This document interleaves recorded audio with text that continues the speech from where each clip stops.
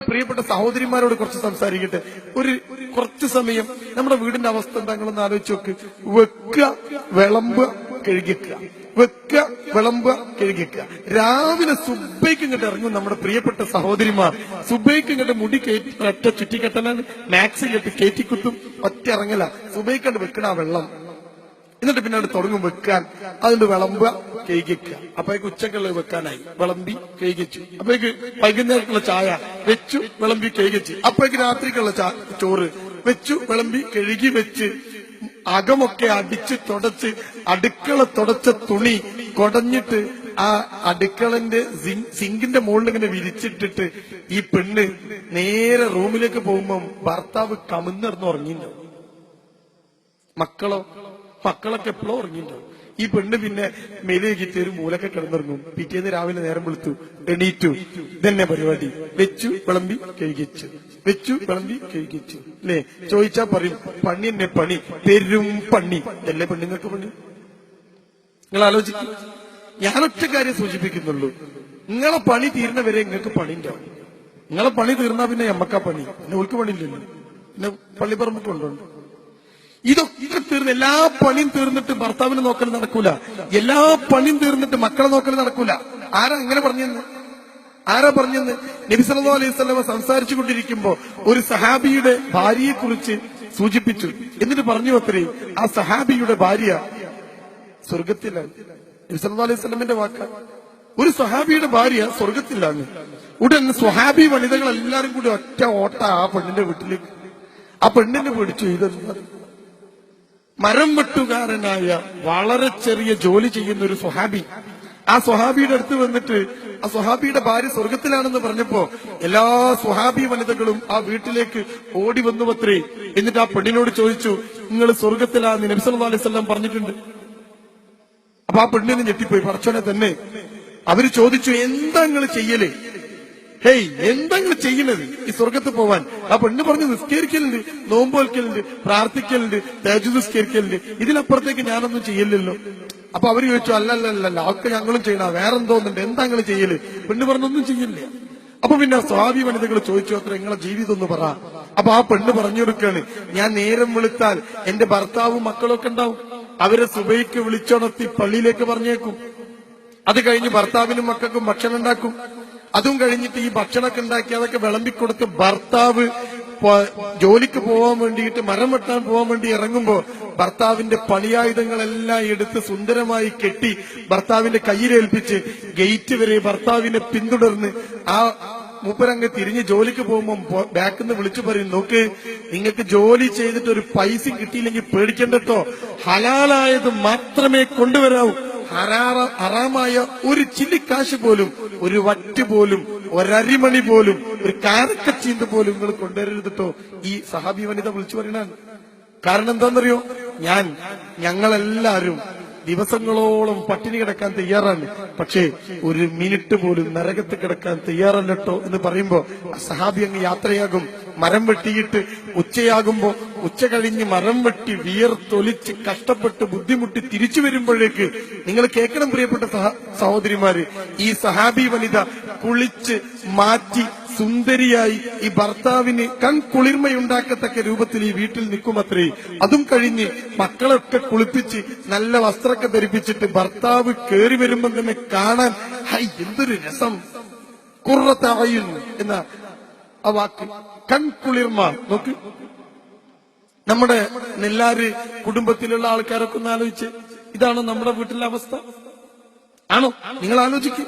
എന്നിട്ട് കഴിഞ്ഞില്ല, ഈ സഹാബി കേറി വരുമ്പോ ഈ സഹാബിയുടെ ഡ്രസ്സൊക്കെ അഴിച്ച് കുളിക്കാൻ ചുടുവെള്ളം വേണോ പച്ചവെള്ളം വേണോ എന്നൊക്കെ കൊടുത്ത് അങ്ങനെ കുളിച്ചു വന്നു കഴിഞ്ഞാൽ ഈ സ്വഹാബിക്ക് ഭക്ഷണമൊക്കെ വിളമ്പിക്കൊടുത്ത് എല്ലാരും കൂടി കഴിച്ചത് കേൾക്കുമ്പോൾ തന്നെ എന്തൊരു രസം അല്ലേ? നിങ്ങൾ ആലോചിക്കും. എന്നിട്ട് ഇതൊക്കെ കഴിഞ്ഞിട്ട് ഇവരിങ്ങനെ വീട്ടിൽ ജീവിക്കാണ്. നിങ്ങൾ നോക്കി, വലിയ ജോലി ഉണ്ടായിട്ടല്ല, ശമ്പളം ഉണ്ടായിട്ടല്ല. നബി സല്ലല്ലാഹു അലൈഹി വസല്ലം പറയുന്നു, ഈ സ്വഹാബി വനിത സ്വർഗത്തിലാണ്. നോക്ക്, അപ്പൊ നമുക്ക് എന്ത് സുഖമുണ്ട് സ്വർഗത്ത് പോവാൻ? എന്ത് സുഖമുണ്ട്? എന്തിന്റെ കുറവാ നമുക്കുള്ളത്? നിങ്ങൾ ആലോചിക്കും. എന്നാൽ നമ്മുടെ വീട്ടിലെ അവസ്ഥ എന്താ? നെയ്യത്ത് വേണം, എങ്കിലും മാത്രമേ ഒരു ആള് സ്വർഗത്ത് പോവുള്ളൂ. നേരത്തെ പ്രിയപ്പെട്ട സഹോദരൻ ഇസ്മായിൽ വഫ സംസാരിച്ചത് അതാ. നെയ്യത്ത് വേണം. നെയ്യത്തില്ലാതെ എങ്ങനെ ഒരു മനുഷ്യന് ജീവിതത്തിൽ മുന്നോട്ട് പോവാം? ഞാൻ ചെയ്യുന്നതിന്റെ നെയ്യത്ത് എനിക്കുണ്ടാവണ്ടേ? നിങ്ങൾ ആലോചിച്ച് നോക്കൂ. ഇനി ഞാൻ പെണ്ണുങ്ങളെ ഭാഗത്തേക്ക് തന്നെ വരാം. ഒരു പെണ്ണ് രാവിലെ എണീറ്റാണ്. നിങ്ങൾ നോക്ക്, രാവിലെ എണീച്ച് കഴിഞ്ഞപ്പോണ്ട് പുതിയാപ്പിള കവിഞ്ഞിറന്ന് ഉറങ്ങണ്. ഒരൊറ്റ ചവിട്ടാണ് പോയോ. നിങ്ങൾ ഞാൻ ഒരേ മരുന്ന് ഉറങ്ങി കണ്ടോ? പുതിയാപ്പിള കും കും എന്ന് പറഞ്ഞ അവിടെ തന്നെ തിരിയും. അപ്പൊ പറഞ്ഞു എണീക്കാണോ സുബേസ്കരിക്കണ്ടേ? എന്നിട്ട് ഒരൊറ്റ വലിച്ച് കെട്ടി മുടി കയറ്റി കുത്തി പണ്ടാറടക്കാൻ പറഞ്ഞ് മക്കളെയും വിളിച്ച് അതും കഴിഞ്ഞ് അടുക്കള കണ്ട് തുറക്കുമ്പോൾ തന്നെ പെണ്ണിന്റെ മനസ്സിലുണ്ടാവും എന്നാണ് ഈ പണ്ടാരം തീരെന്നും തന്നെ ഒരു പണി ഉണ്ടാ. നേരെ കണ്ട അകത്തേക്ക് കയറി പത്തിരി ഉണ്ടാക്കി, അപ്പോഴും പണ്ടാറടക്കാൻ പറഞ്ഞു. തിരുമ്പി, അപ്പോഴും പണ്ടാറടക്കാൻ പറഞ്ഞു. വിളമ്പി കഴുകിക്കാൻ നേരത്ത് ഇങ്ങോട്ട് കുറെ പാത്രം കഴുകാൻ ഉണ്ടോ? എവിടെയാ ഒരു നന്മയുള്ളത് ഈ വീട്ടില്? നിങ്ങൾ ആലോചിക്കും. ഈ വീട് നിങ്ങൾ നേരെ ഒന്ന് മാറ്റി നോക്ക്. എന്റെ പ്രിയപ്പെട്ട സഹോദരിമാരൊന്ന് മാറ്റി നോക്ക്. അപ്പൊ നമുക്കൊന്നും പ്രശ്നം ഉണ്ടാവില്ല. അപ്പൊ ഇസ്ലാമിൽ സ്ത്രീ അടിച്ചമർത്തപ്പെടുന്നു എന്ന് പറയില്ല. ഇനി നിങ്ങൾ നേരെ ഒന്ന് മാറ്റി നോക്ക്. സ്ത്രീ രാവിലെ എഴുന്നേറ്റു, സുബൈക്ക് എഴുന്നേറ്റു, എന്നിട്ട് തൊട്ടടുത്ത് കിടന്നുറങ്ങുന്ന ഭർത്താവിനെ സ്നേഹത്തോടു കൂടി വിളിച്ചു, മനസ്സിൽ നെയ്യത്ത് വെച്ചു. പടച്ചോനെ, ഭർത്താവിനെ ഞാൻ സുബൈക്ക് വിളിക്കാണ്, എനിക്ക് നീ ഇതിനുള്ള കൂലി തരണേ പടച്ചോനെ. കണ്ടോ, നേരം വെളുക്കുമ്പോൾ തന്നെ പടച്ചോനെ അക്കൗണ്ട് തുറന്ന് അതിൽ രേഖപ്പെടുത്തി കൂലി നമ്പർ 1 ഭർത്താവിനെ വിളിച്ചു. ആ പെണ്ണിനൊരു നന്മ കിട്ടിയില്ലേ? നിങ്ങൾ നോക്കി, ആ ഭർത്താവ് നിസ്കരിച്ച് അതിന്റെ കൂലി ഒന്ന് കിട്ടിയില്ലേ? 2. ഭർത്താവ് എണീറ്റു, ആദ്യം കുറച്ച് മടിച്ചു, നിർബന്ധിച്ചു, അല്ല എണീക്ക് പ്ലീസ് എണീക്ക്. നോക്ക്, കൈയൊക്കെ പിടിച്ച് വലിച്ച് പൊന്തിച്ച് ബാത്റൂമിൽ കൊണ്ടുപോയി ഒന്നൊക്കെ അടുപ്പിച്ച് പള്ളിക്ക് പറഞ്ഞേച്ച്. ഈ പെണ്ണിന് പള്ളിക്ക് പറഞ്ഞേച്ച കൂലി കിട്ടിയോ? നിസ്കരിച്ച കൂലി കിട്ടിയോ? എഴുന്നേൽപ്പിച്ച കൂലി കിട്ടിയോ? തൊട്ടടുത്ത റൂമിൽ കിടന്നിറങ്ങുന്ന മക്കളെ റൂമിലേക്ക് പോയി സ്നേഹത്തോടെ മക്കളെ വിളിച്ചു, മനസ്സിൽ നെയ്യത്ത് വെച്ചു. പടച്ചോനെ, ഞാൻ എന്റെ മക്കളെ വിളിക്കുകയാണ്, എനിക്ക് നീ അതിനുള്ള കൂലിതാ. എന്നിട്ട് മക്കളെ വിളിച്ചു, മക്കളെ നീറ്റു, സുബഹിസ്കരിച്ചു, കൂലി കിട്ടിയോ? നോക്ക്, നിങ്ങൾ നേരം വെളുത്തിട്ടേ ഉള്ളൂ പുസ്തകത്തിൽ രേഖപ്പെടാൻ തുടങ്ങി കൂലി.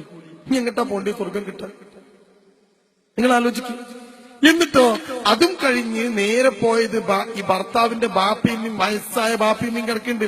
വാതിലിന് പതുക്കെ മുട്ടി തുറന്ന് എന്നിട്ട് അകത്ത് കയറി. 2 ആളും ഉറങ്ങാതെ കേൾക്കും. വയസ്സന്മാർക്ക് ഉറക്കണ്ടാവില്ല. അകത്തേക്ക് കയറി ചോദിച്ചു, അള്ളാ ഉറങ്ങിയില്ലേ, സുഖൈനിയോ, നിസ്കരിക്കേണ്ട അമ്മ, നിസ്കരിക്കേണ്ട ബാപ്പ പള്ളിക്ക് പോകണ്ടോ, പോകാൻ കഴിയോ?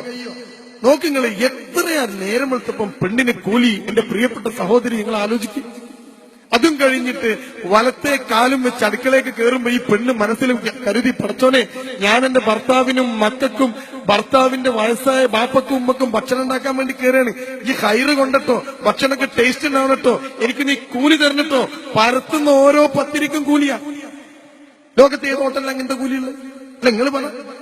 പിന്നെ എവിടെയാ ഈ പെണ്ണ് അസംതൃപ്തയാവുക? നോക്ക്, അങ്ങനെ ഓരോ പത്തിരിയും പരത്തി വിളമ്പാൻ നേരത്തും പെണ്ണ് പ്രാർത്ഥിച്ചു, പടച്ചോനെ വിളമ്പട്ടോ, ഞാൻ എന്റെ കൂടെ ജീവേണേ, എപ്പോഴും ഇല്ലേ ഈ പടച്ചോൻ. നോക്ക്, അങ്ങനെ ഒരു പെണ്ണ് നേരം വെളുത്ത് വൈകുന്നേരമാകും വരെ ആ പെണ്ണിന്റെ പുസ്തകത്തില് അക്കൗണ്ടില് പടച്ച റബ്ബ് എത്ര കൂലി രേഖപ്പെടുത്തിയിട്ടുണ്ടോ? നിങ്ങളൊന്ന് ആലോചിച്ച് നോക്ക്. എന്റെ പ്രിയപ്പെട്ട സഹോദരി, എവിടെയാ പിന്നെ നിനക്ക് സ്വർഗം കിട്ടാതിരിക്കുക? എവിടെയാ പിന്നെ അസംതൃപ്തി ഉണ്ടാവുക? ഒരു പ്രശ്നവുമില്ല. ഇസ്ലാമിൽ വളരെ ക്ലീനാ കാര്യങ്ങൾ. കണ്ടോ? ഇനി നോക്ക്, ഇതൊക്കെ കഴിഞ്ഞ് അവസാനം അടുക്കളയൊക്കെ ഒതുക്കി, ചോറൊക്കെ വിളമ്പി തിന്ന് ഒതുക്കി, ഭർത്താവിന്റെ അടുത്തേക്ക് കിടപ്പറയിലേക്ക് കയറിയ പെണ്ണ് ഭർത്താവിന്റെ ഇംഗിതങ്ങൾക്കൊക്കെ നിന്ന് അവള് ഭർത്താവിനെയൊക്കെ തൃപ്തിപ്പെടുത്തി കിടന്നുറങ്ങിയാൽ നേരം പുലരുവോളം മലക്കുകൾ അവൾക്ക് വേണ്ടി പ്രാർത്ഥിക്കുമെങ്കിൽ 24 മണിക്കൂറിൽ എവിടെയാ പ്രിയപ്പെട്ടവരെ നമുക്ക് ഒരിത്തിരി സമയം കൂലിയില്ലാതെ കിട്ടിയത്? നിങ്ങൾ പറ. എന്തേ നമുക്ക് മനസ്സിൽ അസംതൃപ്തിയുള്ളത്? നമ്മുടെ മക്കൾക്ക് എന്തേ അസംതൃപ്തിയുള്ളത്? നിങ്ങൾ ആലോചിക്കും. വീട്ടിലെ അവസ്ഥകൾ മാറണം, മാറ്റിയേ പറ്റൂ.